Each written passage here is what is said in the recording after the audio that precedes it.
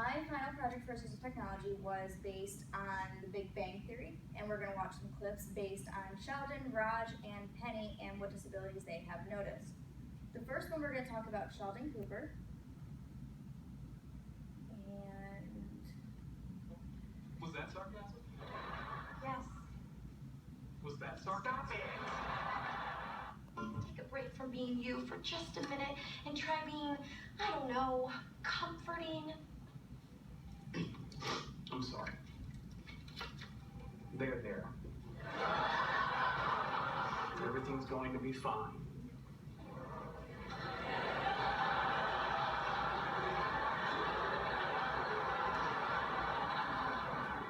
Sheldon's here.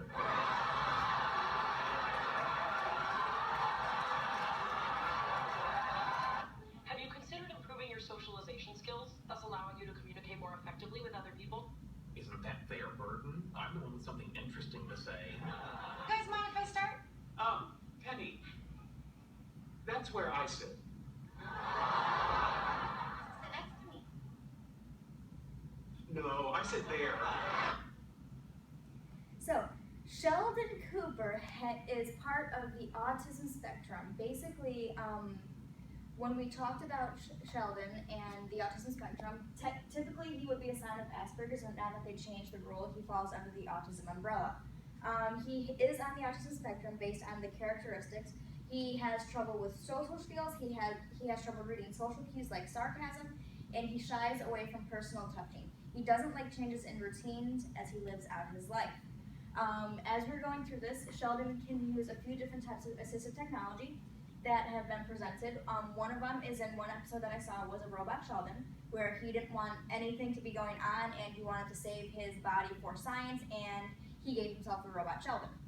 So that could be a type of assistive technology where this robot Sheldon went out and about and stayed in his everyday life and did his work, did his job, did everything like that, and Sheldon stayed safe in his room to avoid the germs and his routine and to save his body so he can make his own robot Sheldon for later in the years. Another thing that we could talk about with Sheldon is a visual schedule to help him. Even though he has an eidetic memory, visual schedules will be most beneficial when he is having trouble with changes in routine. For example, Sheldon likes to have certain things on certain nights. Every Tuesday night is Thai food night, every Thursday night is pizza night. But if there's a change in there, he doesn't like that change in routine. So if we offered him that visual schedule stating, this is what's going to happen during this time, we're going to have pizza on Tuesday night instead of Thai food, it'll give Sheldon a chance to process and he can actually visually see what the schedule is going on and how it changed. Another thing, because of the fact that he has trouble in social settings and reading visual cues, is having a visual representation of his feelings. Kind of like the zone thing that Darlene said, and had I found that, I would have used it. But I was just thinking about a happy, sad, angry face, about him visually representing what these emotions mean and what they look like in a face. And that way that he can help learn how people are feeling based on what their facial expressions are. So, and this follows part of the IDEA, where he is offered his free and public education because of the fact that he is an autism. He does have this assistive technology to help him out and to make him successful as he progresses through his life. For part of his plan, a time with the social worker to learn social cues would be really beneficial for him so he can learn about those different social cues. He also, because of the fact that he does fall on the autism spectrum, he does have overstimulation issues. So giving him a chance to have access to a quiet place will help him to calm down and process what's going on. And then self-management of independent life skills. Sheldon doesn't know how to drive. He refuses to learn how to drive and relies on other people to drive him. If he had somebody that would help him learn how to drive and get over his fear of driving, it could help him out and become more independent instead of relying on other people. The next one is Raj. Thank you for coming with me, Sheldon. You're a good friend. I'm glad you think so. That's what I strive to emulate. Okay, let's see if this drug works.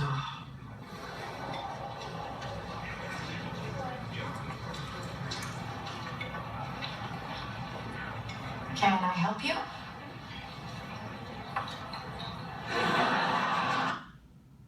Raj has something called selective mutism.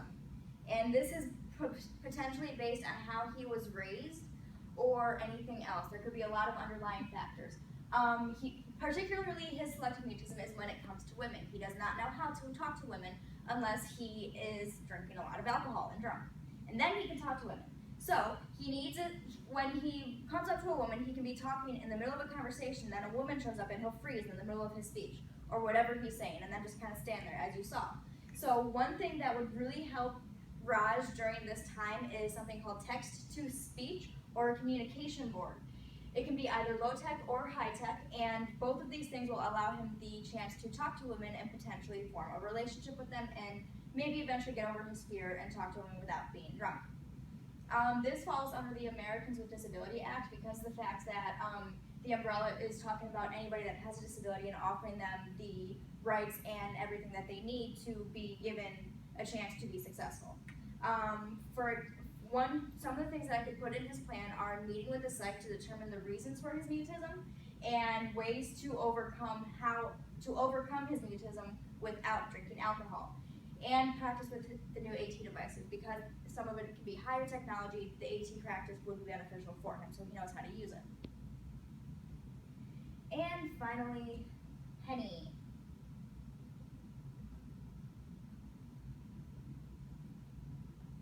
I'm exhausted.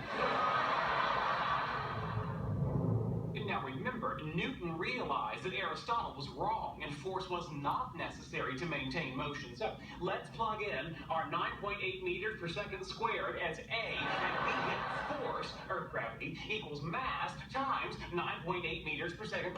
So we can see that MA equals mg, and what do we know from this?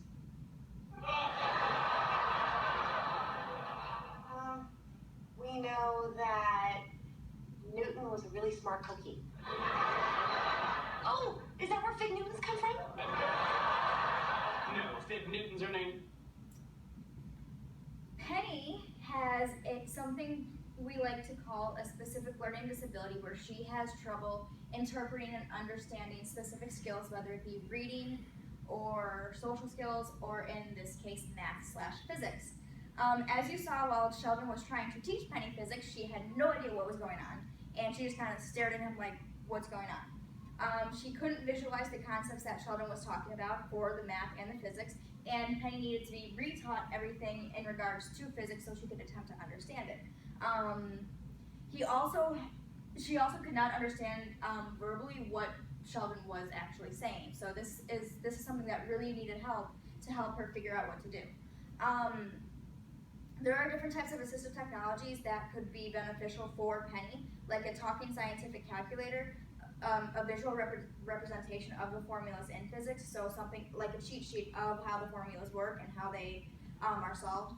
And then there's something called a speaking language master that I found, and it's kind of like an interactive notebook where it'll take any speech and then it'll transfer it into notes for you, so you can keep a track of the notes and pay attention to what the teacher's saying. It also will help you solve and come up with different ways of asking questions to understand your concept, and it was actually a really cool device.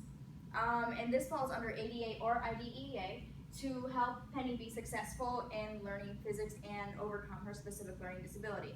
A plan to help Penny overcome this disability, or to work through it, is to learn about new technology, reteaching of the skills from someone other than Sheldon, and access to a resource room for help in completing the work and extra time on tests, because Sheldon was going to give her tests. So having these different types of things will help Penny to work through her disability and understand potentially physics/math. And that's what I've got.